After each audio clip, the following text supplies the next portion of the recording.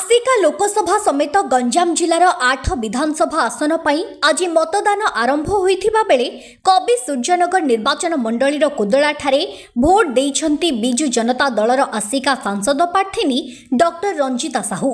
कोदला NSC स्थित सरकारी नोडाल उच्च विद्यालय ठारे से निजर मत साब्यस्त करी बेस खुशी होइथिबा कहिछंती। सकाळु सकाळु भोट देबा पई भोटर मानक भितरे उत्साह देखिबाकु मिलिछि। गंजाम कोदलार कृष्णचंद्र पलाईंक रिपोर्ट न्यूज टुडे। फाइनाली से दिन पड़े आज 20 में जार समस्त अपेक्षा थिला आमे पूरा कैंपेनिंग जोरसार चलैलु मसटे पूरा रैलीज मीटिंग्स करूँ निश्चित रूप से समस्त भल पाइबा एक्सेप्टेबिलिटी देखा जाऊला।